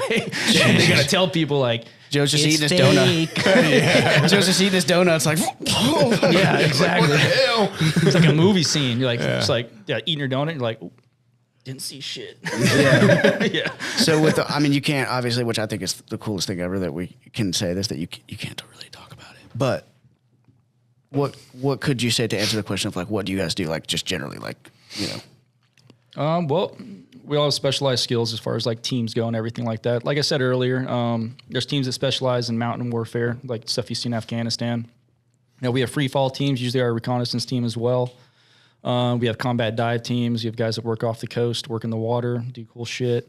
We have direct action teams. Those are people your CQB, your hits, and everything like that. Mobility teams. Those are the people that would do primarily convoy and cordon areas and secure objectives on missions. There's a very vast area, and there's a lot of detail to actually talk about. There's certain companies, even whole companies, that are just specific to something else. Then you have other companies where every team is broken down to a different task or two, and that's what they specialize in. That's what their training focus is. So when an objective arises or a mission comes up, they're like, that's a team we need because that's fucking what they do. Or like, that's a team that we need because that's what they do, Yeah. So it's that's how they break it down, because that's a real cool thing about being a Green Beret and in the Special Forces is that you look at like Ranger Regiment, Navy SEALs, and other special operations and higher tier level operating areas, is that there is so many other directions you can go as a Green Beret when it comes to like learning or picking up skill sets, because it can be human intelligence all the way to just direct action and just knocking down doors. Mm-hmm. So it's really cool, man. Like I said, like you have a whole combat diver team. It's hardest school in the whole fucking like military. Yeah. I know because I failed it. That shit was hard. Is that something? So you can go like, hey, I want to get certified for this, and that's all underneath the Green Beret. Everything you're describing is underneath the Green Beret. That's why like people say, oh, he's in Special Forces, and they talk about SEALs or Ranger Regiment. Special Forces is only Green Berets, and you have your whole special operations outside of it. Special Forces is just a giant spider web of just a ton of different skills. Like in the Air Force, you have AFSOC, right? And you have like all the different things within that. Yeah, exactly. So Special Forces, technically speaking, is Green Berets. Yeah, Special Forces is the Green Berets. Okay. Gotcha. Right. Thanks for clearing that up. Is there anything else you want to specify on within the military that translates to the rest of everything? Mm-hmm. Because you could feel free to bring up whatever you find. I don't know if there's something you're like, hey man, I wanted to talk about this real quick as far as all that goes. I mean, honestly, man, I feel like I talked quite a bit about it. Yeah, I don't even know if I got anything left. But. All right, sweet. Well, one of these days. I want to ask a fun question real quick about that, and then we'll switch over. So you're talking about the different high tier operation, Navy SEALs, Green Berets, that kind of thing. So I'm assuming because Special Forces technically refers specifically to the Green Berets. I know the answer to this question, but like when you think about like the hierarchy of some of those groups, is Green Berets at the tip of the pyramid? Man, to be honest with you, I think as far as all that goes, it's a level playing field. The only thing that holds precedence overall is JSOC and Delta Force. It's because that's a culmination of people who were SEALs, who were Ranger Regiment, who were Green Berets, taking their fucking life to the next level. And when I say next level, I mean like some really doing these hard shit to become what they are. That is the tip of the spear. Those are the guys that are doing shit that you will never hear about. And like getting intel on the things that they do, and I'm like, fuck, dude, like just cool shit. Like walk around team room with a boner, just listen to this shit, man. And like, I'm like, God, why am I not out there? I'm like, oh, because I didn't try to do it because that shit's hard. And I need a life over here. I want to stay home right now. Yeah, so. Like that's probably like you're committing everything you have to that pretty much. Yeah, and your whole family is and obviously I can't speak from the inside perspective. I've had friends that work over there. I have friends that work over there now, but I mean, they're always gone. They're always gone. And it's always like, oh, he's not there. I'm like, no, he's not. I'm like, all right, cool. And it's just like, you get to this point, right? And you are where you're at. And it's like, it's all about sacrifice. Do you want to sacrifice to be at that? And I think it's just a specific mindset, a specific group of people that are willing to be let's take it to this level. It's also a specific like position in life. You know what I mean? Yeah. I just started this awesome new venture with an amazing woman, and I have 3 stepkids now. And the last thing I want to do is take time, leave for 31 days or X amount of days for a selection process, and then X amount of months to not have no contact to qualify to get the job. And then after that, it's like, I'm on a phone call. I'm like, hey, I'm leaving, I didn't have time to come home and tell you, but I don't know when I'll be back. Peace. I don't want to do that to people. Fuck yeah. I mean, it's a different lifestyle, and everybody's got to be supporting it. If you're a young single dude that can just fucking blaze through into that, it's like, all right. Yeah. I mean, shit. I mean, I'm going to the woods tonight for, ritual weekend. I mean, and it's part of my oath. It's very important, but I was like, fuck, dude, I got to leave my newborn daughter. I haven't done that yet. Yeah, I know. And my woman, like, oh God, like this stuff. And, I'm like, God, all right, I'm within a couple hours. If I need to get back, I hate leaving them, bro. I like showing up for these people. Dude. You know what I mean? Like it's showing up for these kids, showing up for her. Yeah. This was easy for me though, because she's doing a whole ass women's retreat right now in Arizona. So I've been following on Instagram, and it looks like it's going fucking great. I saw her story. Yeah, that's awesome. So she's over there, I'm over here. We're just worked out, dividing and conquering. You know what I mean? Dude. That's how it works. That's a perfect transition. So, Mr. Green Beret, tell us about being a dad, and tell us about your family now and that kind being of thing. A dad. Ooh, that's weird, dude. I don't even ask that question. It's cool, man. Honestly, like I've always wanted kids, and obviously, like from my perspective, looking at things the way I was raised and brought up, I've always thought about giving kids a life that I couldn't have whenever I was younger. Hell yeah. And then Sierra comes into my life. This woman, the type of woman I didn't even know fucking existed, that actually liked me and loves me. That's pretty cool. Like I think I could even capable of that shit. It's these 3 beautiful kids, man, like a 3-year-old, 9 and 10-year-old. And I just hit fast forward button. Boom. All right, let's dive in this fucking pool. I'm in 100%. I'm all in. when it comes to kids and it comes to relationships like that you can't be anything but 100%. Yeah, that's fact. You have to show up for these kids. You have to set an example like immediately. There's no buildup. Like the way you start is either the way you're going to end it or you're going to be fucking better at the end. Like there's no graph moving this, you know? So it's just really cool having the kids. Like primarily like complete different, like you have a daughter now, right? Yeah. Yeah. So my stepdaughter's 3 and she's awesome. Like she watches football with me. We play with Hot Wheels. Yeah. You know, like we play with toys together. We build houses. Like just coolest little girl ever. You got a little green beret on your hands there. Yeah, I actually got her a teddy bear at the shopette that's a green beret. Nice. And she's like, it's Zach. It's Zach. I'm like, yeah, that's me. I'm a teddy bear. Yeah, that's me. Yeah. And well, Joe talks about this all the time about how he's glad that he had a daughter because he thinks it'll soften him up. It does. Man, it brings me, you know, being a hard individual with a tough mindset, you know, I mean, I'll be honest, if I had a son, I'd probably treat him differently. And that's just not necessarily in a bad way. I'm going to love him just as much as I love my daughter, right? But I think I'd just be a little bit harder on him because like there's this expectation as a man, you know? I agree. And you want him to be a strong, capable man in the world. But like teaching masculinity, man, is another whole other beast than just spoiling a little girl so some guy can't half-ass her in the future. Exactly, dude. Now my daughter's becoming very expressive, and you know she just turned 3 months Thursday, which blows my fucking mind. And like I'm watching her, and she's like all smiley at me and eyes like, you know, her little eyelashes, and I'm just like, I'm like, I fucking love you, right? I'm just like, dude, she just brings the whole like this such a softy side out of me, and I don't fucking care. Like I love that shit, dude. There's nothing like it. Dude, and that's what's awesome about being a man. Like whenever you know where to balance, like just being hard and just being a savage or a violent professional, whatever you want to call it, with your emotions and decisions you make in life, you realize whenever you bridge that gap and start building toward your family, that your emotions are only reserved for the people that you love and you can express them to. Yep. A man's emotions are not made for making decisions. They're not made for anything else but showing compassion and love to the people that you love. That's what masculinity is. Yeah, everything else is logical, everything else is planned, and everything else is a man's fucking mindset. Yes, sir. The only people that deserve my love and my emotions are the people that I care about most. And those are those kids and Sierra. That's a fact. I love that, dude. Well, I love you. I mean, I can tell you that. Right? Turn this off right now.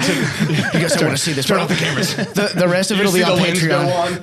The rest of it will be on Patreon. No, but you're exactly right, man. And I think it's very important. And now, like, even with a daughter, I'm gonna make her tough. It is a tough world. And like, you know, like I'm getting them both. We're all going to do jujitsu together. We're going to start progressing in jujitsu as a family. I talked to Sierra about that. Yeah. And like, so that's something cool because not only that, like, if she plays team sports, whatever, I think that's great. But like, I'm not going to fucking be in the middle of her softball games with her. But if we can practice jujitsu all we want. And like, I can watch her grow and like be intentional about that. And I like a baseline, like the first steps of jujitsu are self-defense and fighting off your back. Teach her some boxing, like all that shit. That's what not only just any girl or any woman, but any boy needs to learn that shit. Yeah, because you get it put on your back one day, it's panic mode. Exactly. That's it. If you don't know something or how to get up, just at the least. Exactly. You know, I don't want you to get. My daughter's going to be like, get off me. Yeah, just you know what I'm saying? Start throwing ninja stars. Like, where'd you get those? Carnival, you know. But yeah, man. So that's pretty cool though. Like so you stepped into that role. Yeah. And you've obviously embraced the fuck out of it and you love it. Yeah, man, I just want to show for these kids, man. That's all I want to do. That's what matters. Yeah. They're going to remember that shit. They will. If it's not now, and it just seems natural right now, whenever they're older, whenever they have kids, they're going to be like, man, he did all this shit. And the same with Sierra. Like, God, mom was fucking awesome. Yeah, dude. Like, how'd she do it? You know, like. But she did. But she did. She found a way. That's what you do. You find a way, man. Like, we all get the same amount of time in the day. Yep. And we all have our priorities. And if you fucking care about something enough, you make time for it and you show up for it. It's that simple. That's that whole like control measure and non-control measure. Facts. That is shit you can control. You can show up for your kids. You can show up for your family. And that's why you liked my post the other day when I talked about like looking in the mirror. Yes. Rather than blaming everybody else in the world for like, oh, my kid's fucked up because they watch this or they're, you know, it's like, no. But what are your habits? Are you actually doing your best? Somebody did comment, I think we're all trying to do our best. No, you're not. Not everybody's trying to do their best. It's like saying like, oh man, we all should have made it to the NFL or everybody should have made it to get their Green Beret thing. You know, exactly, like, no, like not everybody's done their best because the world just proves that. So, be intentional. I just wanted to share with you real quick that Sean, the person that we recorded with a couple days ago, who will come out before you, she shared a story like he mentioned earlier about her stepmother being very demeaning to her and like how much that messed her up. I relate to her that I had a similar experience with my stepfather for 15 years.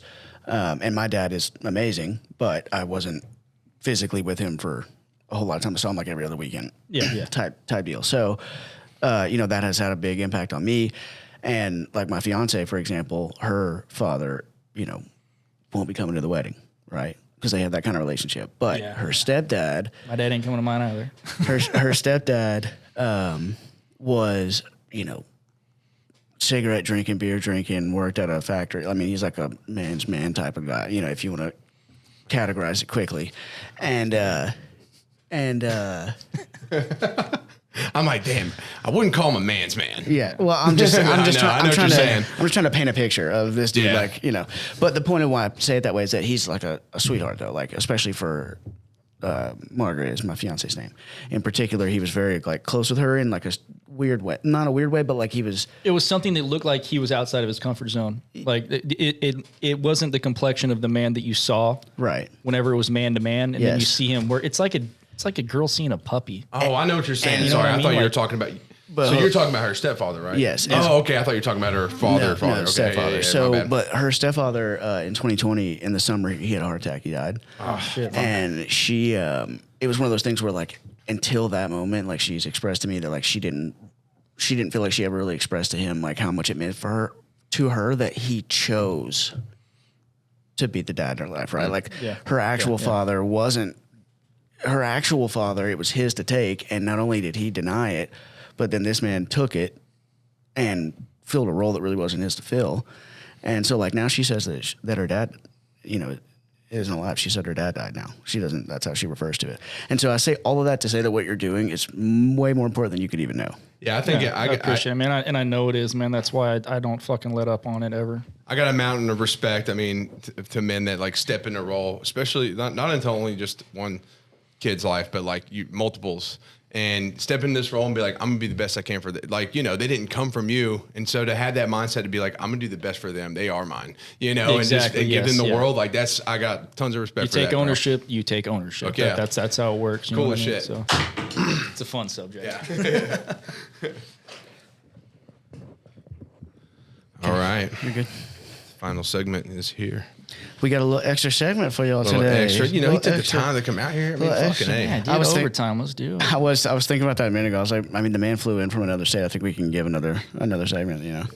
I'm She's like, you got any local gyms? And I was like, I got a gym here. One of those. Super local. You go pay money somewhere. It's like only 30 feet away. Walk, dude. Yeah. Hell yeah, man. So we were talking about, fatherhood and all that stuff. And I mean, that's awesome. You took on a pretty powerful role. It's hard thing to explain when you ask me what's like being a dad. Yeah. It's just cool, man. That's it. That's all I got. It's the best. I don't know. Yeah, dude. It leaves me speechless often too. So when I get asked that question, I think you answered that question perfectly. Yeah. I mean, as you dove in, like what you said was perfect, dude. Yes, so you props find to that you. direction. Yeah. Thank you, man. Hell yeah, man. So moving forward, so you have a brand called Look Within. Yep. That's one of your shirts. I think it's really fucking cool, by the way. Yeah, Manifest Your Chill. Manifest Your Chill. He's got like grenades and shit. I love that. I'm gonna have to get one. But you got that going on. You got your so you got your apparel, you got your training. Tell us a little bit about those. Are they together? Is that what you kind of call your training business as well, or you know? So they're together. Yeah. Myself and Sierra, my wife, started the actual apparel business before because we were like, you know what? Why aren't we doing this shit? Yeah. Let's get out there. Let's make some shirts. Let's build like clothing that's for the lifestyle that we live through. Yeah. The lifestyle of never being stagnant, the lifestyle of like goal-oriented people. Like, cause all the shirts that I make, like even if they're just cool dictation or they say like a cleaved head no longer plots, there's like deeper meaning to what I'm doing. Same thing to everything I do as well. Yeah. Exactly. I mean, like this, it's just a really cool fucking skeleton with an astronaut helmet on and bullets flying, grenades and all that shit. But like this is centered around like letting a battlefield form. In the midst of the chaos. There's just chaos. You got to take a second. Hell yeah. See what's around you. Then you can act.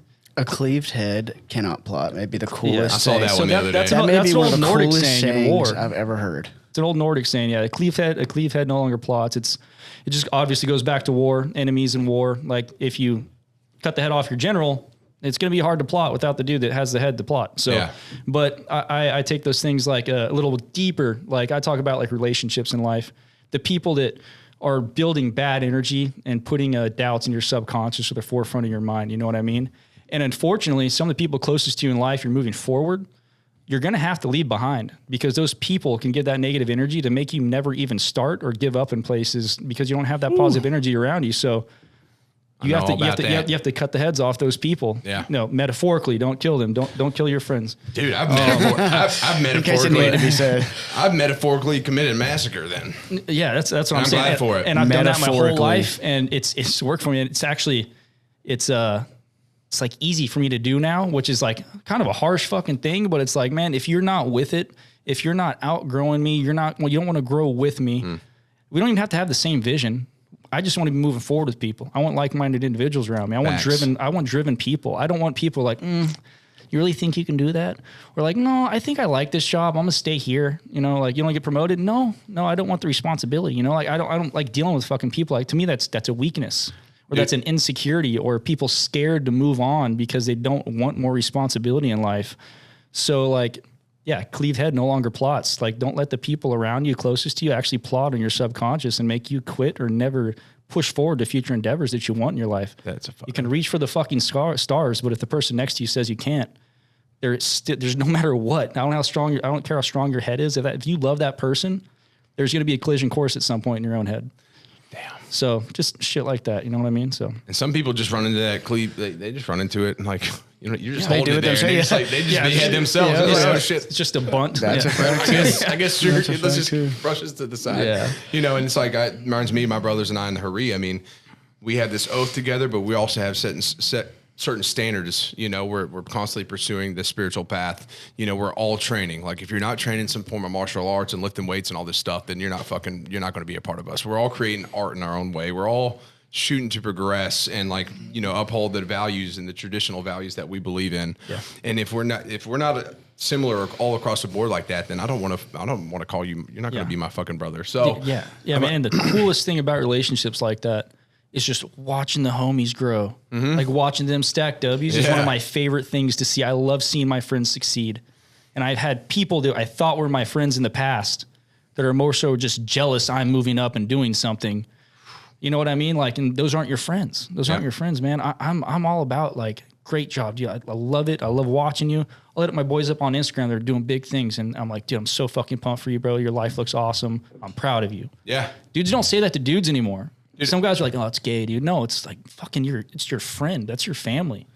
Like pump them up, man. They want to grow too. You want to grow? Let's grow together. That's all teamwork. And you know, the more you grow, especially with your business and everything, and the more you get out there, it becomes a harsh awakening though too, because a lot of those people that you thought were fucking about it and that were your support, man, that number cuts down a lot. And dude, you know, you saw my stories regarding the fundraiser. I'm just like, you become jaded, but you keep moving forward, right? You try to have that balance. Like I'm not gonna allow myself to become jaded, but you become a lot more aware of your surroundings and like you just pay attention a little bit more and you're like, okay. Yeah, like that person's faded away. Yeah, dude. And then you second guess yourself sometimes and you're just like, man, I haven't heard from that person in a while. And then you're like, fuck, I haven't hit that person up in a while. Why am I putting that on him or her or whoever it may be? I'm like, yeah, fuck, maybe I haven't been a good friend. I need to reach back out. But yeah, most of the time it's like they're watching you and they're just like, whatever, it must be nice. I'm like, no, motherfucker, it's not nice. It's hard work. It's what it is. Dude, on the way here, I posted it to my story and I was trying to figure out a way to word it, but I just couldn't because I didn't even know how to put it into words. But like so the only thing I ended up putting on there was that I'm sacrificing my whole 20s to build the foundation. That's all that I put.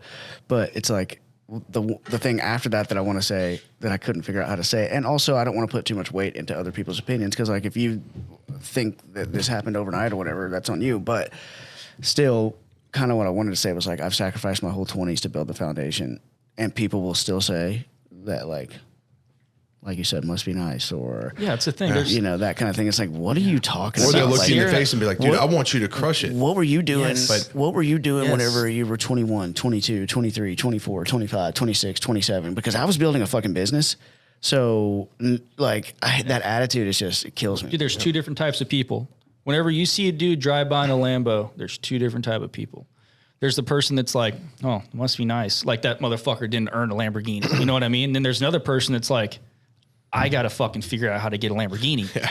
There's nothing in between, you know? Like there's a vehicle called a Resvani, and they have like, they're military grade. So it's a fucking $500,000 vehicle, but it's got, it's bulletproof, EMP proof. It's got a fucking 1,000 horsepower Dodge Demon engine in it. It's like cool as fucking. Those I saw a big gray one. They're like, yeah. You're talking they're about. Cool as fuck. And I put that like, that's like, I don't look at it and be like, oh, it must be nice for people to be able to buy that. I'm like, I'm going to get that motherfucker one day. And now, like, do I think it's logical to spend $500,000 on a vehicle? No. But it's just the idea that, like, I can achieve, I could do it if I wanted to. But it might be. I mean, if it gets to that point, I'm going to be like, okay, that'd be pretty cool. Next podcast you come to, I'm just like blowing smoke screens and shit out of it, pepper spray. You get out, you're like, what? You're like, hey, dude, watch this.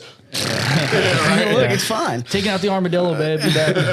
But Conor McGregor has a really good quote about this that I really like, and I'm not going to remember it word for word, so I'm not even going to try. But essentially, he says people can look at it. He's talking about his life, and he said, and it's exactly what you're talking about. He said, you can either critique it or you can use it as motivation to also, you know, reach for these things. And he said, the people that use it as motivation will one day live that life as well. He said one thing that's for sure is envying people for what they have is bullshit. He said one thing that's for sure is the people that critique it will stay where they are. Yeah. And I love that. Because he's talking about it, but like it applies to everything you're talking about. It's like the Lamborghini, right? It drives by. You can critique it or you can use that as inspiration. And I wouldn't have those wheels. Well, you fucking don't have a Lambo. So it doesn't matter. One thing that's for sure is the guy who critiques it, it's like, how could you even possibly get it whenever you just dismiss it like in that way, you know? Like, So anyways, but the last question on the business thing, and then we can wrap if you'd like. And you may have had another question, but I was just going to say, we were talking a little bit before about why it was important for you to start your business while you're still in the military versus waiting. I just wanted you to kind of elaborate on that a little bit. Yeah, I'm gonna hit the why. The why more so as far as like the coaching goes, because as you know, mindset, nutrition, and fitness. So I've been in SF for 5 years, and before that, you know, I was a leader the entire time in the military. So I'd foster, I'd train soldiers, I'd build them up, I'd break them down, I'd do whatever the fuck I got to do to make them a better person the next day. You know what I mean? I was always there for my guys. When it comes to SF, man, we don't have subordinates anymore. You don't have people you can train. You're side by side. You're all brothers. You're working together. You're one hit team, and you're not training other people. You're just cross training your jobs. Yeah. So the reason I actually started the coaching programs is because I actually missed like assisting people and helping them like crush their goals and move forward in life. And like, I mean, most of my clients are military, obviously, because, you know, they know my background and it's something that's motivational for them. I even have a guy that's training to go to SFAS, and he's on my program going through that right now. But I just miss training other people. I miss getting the feedback, not from them. They don't have to say thank you. I don't give a shit. I just like physically seeing the progress. Yeah. You know what I mean? I like seeing people work hard, bringing something out in a person that they didn't even know they were capable of. Because there's just like a stigma in the fucking world where you're just born and told what we are actually capable of. Like society, social media, like go to school, be a nurse. And that's fucking it. You're a nurse at like 24 years old, and now you're just a nurse forever. You know, what else are you going to do? Yeah. Like you don't have to stop there in life. And it's just that big picture. I see people that literally don't even know their own potential. I can see potential in people. And that person is just like a fucking fish in an aquarium. And what do fish do in aquariums? Their growth gets stunted depending on how big it is. They won't grow bigger unless their environment is larger. I got to pull that fucking fish out. I got to put that bitch in a lake or an ocean, wherever it may be, and show them the world. And so like show them the actual vision of what they can do with their life. And that all starts with the whole mindset thing. That starts with the physical fitness thing. People are like, how am I going to lose weight? And I'm like, I'm going to fucking tell you how, and you're going to do it. Yeah. And like, I need to drop 10 pounds. I'm like you said earlier, like, I know you're going to drop 25. This is how we're going to do it. Yeah. And then if they're not hitting their goals, you're like, well, I'm doing my part. Yeah. And then you can call them out and be like, you're obviously not following through. And that's what I do, man. Like I do that shit too. Like I tell them like, hey, you're fucking up right now. Like you went 25 grams over on fat today. Like what's going on? And they're like, oh shit, sorry, it won't happen again. I'm like, all right, yeah, it won't fucking happen again. I'm like, happens again. I'm like, all right, dude, you got your 250 burpee circuit tomorrow. Like, oh, I thought I had lower body. I'm like, you do. You have a burpee circuit tomorrow too. Like, oh, he hasn't broke fat once ever again. Like, you know what I mean? Like, but that's the thing. I will punish you, but it's going to be constructive at the same time. Exactly. I'm not going to be like, all right, you know what? I'm deleting the training program. I'm not going to quit on people. Like they chose me to hold them accountable, and they're because they already quit on themselves at some point. That's why they're there, and we've all been there at that point. You know what I mean? So they looked at me and were like, this guy won't let me quit. So I'm not going to be like, I quit or you're not in my program anymore. I'm not going to do that to anybody. Yeah. Because I could be the last person like Brian that's going to pull for them and fucking push them to a better direction in their life. And I don't want to be the last person that just fucking pushes them off and then they just go downhill. Like I'm all about like growth in other people. I love watching it. Dude, I love that too. And it's crazy how things pan out sometimes. I had a kid I used to train that so reminded me of this young individual I started training when he was 15. He turned 16. He just is like, I had to go down to like basic. I was like looking through books, like, how do I go this basic, And, he's just very kind of, his negative mindset was a little negative and just rolling it. Like, he just did not like it. And I'm like, there's a couple times I lit his ass up. Like, what the fuck are you doing here? Like, I can call your mom, get her to come pick you up and whatnot. And it kind of fizzled out, especially when I moved because, that situation I told about earlier. Yeah. And, and I'm like, fuck, man, I wondered about him, And I tried, and I would talk a lot about mindset and stuff, though, when we were training. And it seemed like he wasn't listening, but he was, and he didn't have that guidance. I think a big reason his mom brought him to me is because of that mentorship, and she could see my mindset. Long story short, a few months back, he hits me up. He's like, dude, I'm going to college. He's like, I'm fucking tired of it. And he drives like 50 minutes here, and he started training with me again. And he's like, dude, he's busting his ass. He went to college orientation. He's like, yeah, dude, I went to orientation. He's like, I just finished. I went and worked out right after orientation, and like, he's the only fucking kid at orientation probably going straight to working out, you know, and he's like busting his ass. He's doing everything he needs to do. And maybe it took him some time, but the shit I said stuck with him. And he reached out to me when it came time to like really switch gears. And like, I'm like, all right, dude, let's do this. And I've offered to come train with him up at his fucking school every once in a while. We'll just fucking and that's awesome, kick in lift and stuff like that. Like, because I want to fucking make an impact. And this one dude, I mean, that just has that trickle effect, right? But that's the shit that I care about. Much like you, man. Yeah, that shit hits different, changing people's lives because I love know seeing it. Because that potential is within everybody. And it just takes like a little fucking turn to unleash it. And like, but so many people go through life and then their fucking soul dissipates and then there's just this galaxy of potential up there that's just been wasted. They've never seen. They've never even looked at. Biggest pet peeve in life. That's the one thing I hate the most. So I just want everybody to like reach their potential. Yeah, man. Yeah. And they're like, how am I gonna do it? I don't fucking know, but I'm gonna help you. Like, we're gonna figure it out, bro. Like, that's like entrepreneurship and like what we're doing, like with our lives now. There's not really a fucking blueprint to it, man. You just kind of start doing stuff, and if it doesn't work, you're like, shit, all right, that's a setback. All right, let's do something else. You know what I mean? That's just kind of how it works. Yep. That's life, right that there. Is a fact. There's people like, well, what do you look for in entrepreneurship? Like, what's your main thing? It's like, I don't know, consistency, not giving the fuck up. Pretty much. And just like willing to suffer, but also like keep vision the entire way through. Yeah, exactly. That's pretty much it right there. You're going to be like, fuck that. I fucked that up. All right. It's just like, even like when I started printing shirts, I like fuck a shirt up and just be like, that was money I just lost. And I'm like, I feel so stupid. And I still like mess up one out of every like 30. You know what I mean? And it's just like, now it's just like, oh, well, whatever. It goes like a few bucks. Do you print all your stuff in house? Yeah. We get prints locally. I make them on my Adobe, and then I send them over, make them vectors, and then they print them out for us, and then we press them on the shirts. Nice. That's dope, man. Hell yeah. Well, him saying that he kind of wants to do for other people what Brian did for him is a great tie. It's a full circle thing, man. Like people see that in life, and that was like, I'd say I knew early on, but that lesson that you told him, like the mindset that you told your buddy, and like out of nowhere he comes back like, I'm in college orientation, I'm sad, but he's like, man, what he fucking said to me, like he's right. It just took some time, some self-reflection, and they got past that arrogancy, you know what I mean? Yeah. And they actually looked in the mirror and critiqued themselves, and they didn't hold back, and they were like, okay, yeah, he's right. Hell I'm yeah, a dick. man. You know what I mean? Well, think about the ripple that him doing that for you had in your life, and now think about the ripple that this will have hopefully in others. He's probably at orientation like, hey, bro, you should go to the gym with me. And then like all of a fucking sudden, man, we're just trickling on out. Yeah, dude. And it's the thing. I mean, sometimes you get discouraged, like when you're charging your path, and like I'm here, and I'm like, fuck, dude, this is like overwhelming. Yeah. You know, but it's just like little things like that. They're like, I'm on the fucking right path, and then like someone reaches out to you, like you said.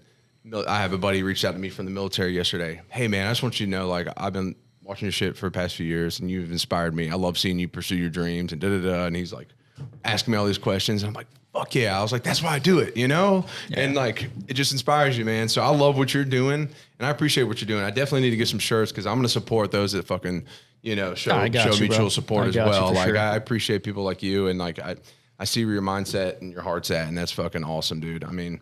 And your designs are sick anyways. But thanks, man. Yeah. Yours too. They're dope. Thanks, I like dude. The logo. Logo's fucking sick. Oh, I got to explain. I'll explain it to you after because people have already gathered. But I do got one more question for you.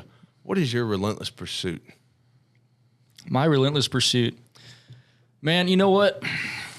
When I was younger, and obviously the way I brought up, like goal orientation and looking for the stars like we do now, like us in this room and our goals, like we are reaching for the stars. It's something I never had in my life. Like I never saw myself as becoming anything because the people I was raised by or the people around me growing up. So now that I have this freedom in life, and now that I have an open mind on the way I need to live to accomplish the goals and the things that I want, whether they are relationship wise or materialistic things, like I have the access and I have the capability of doing so. And I will never stop my pursuit of becoming that person. And that person is a lot of different people. You know, that's a retiree from Special Forces. That's a multi-business owner. It's a great stepfather, you know, but the one thing that I hold true and I will take to the grave, because that's what I'm talking about when I say it, is that I don't give a shit what I did my entire life and any of the accomplishments that I ever made and what people want to speak on, you know, one day when I'm 6 feet down in the dirt. The only thing that I want people to think about me genuinely at my memorial, at my funeral, whatever it may be, and really mean it, is that I was a good man. That's fucking all. I don't care about being a Green Beret after death. I want to make an impact on people's lives and positivity, and I want to die and people to say that Zach, he was a damn good man. That's it. Fucking right, Zach. And that's my pursuit in life. That's awesome, and that's a beautiful answer. That's like what we talk about all the time, man. Like, what's your goal with RP? The bigger the impact, the better. That's all I fucking care about. Fucking right. Damn right, dude. Hey, we're on the same path. I'm so stoked to know you. I'm so stoked as hell to have you here. I love making these connections, man. And it's just been, dude, this shit just gets better and better, Logan. Yeah, I was telling Margaret last night, I was like, we have like a sign in our bedroom that says, I swear I couldn't love you anymore, but I know I will tomorrow. And I was like, talking about me? Yeah. You already know. We just started. Imagine tomorrow. No, but I was saying that like whenever we got finished with Sean's episode, you know, I had this reaction that I have almost every time at the end of the episodes, which is like, God, that was like the best one yet. And it's like, I don't even know how that's possible because we get finished with one and it's so good. And they're almost apples to oranges, you know, like Sean is a woman who went through breast cancer. You're a Green Beret, right? Not the same thing. But at the same time, just as far as the feeling of how good. Had her own battles. And there's so many connections with y'all's story, though, that's like you wouldn't think would be. Oh, and that's what I'm saying. It's different. They're not even comparable because they're just different. She went through her battles. You went through your battles. But my point being is that it's almost not fair to compare them. But whenever I swore I could love you more, but I know I will tomorrow. It's like every episode at the end, I'm like, somehow they just keep getting better. Yeah, and that's how it fucking should be, man. That's how it fucking should be. Yeah. Hey, I would say something about coming over there, but like, no, not with you. Yeah, that's why I got a flight leaving right after this because we can't be in the same room. Logan's going to be hunting you down. Oh my God, that's so funny. But man, so that's a good way to wrap it up. Your response there was absolutely perfect, man. And I just want to say thank you for coming in.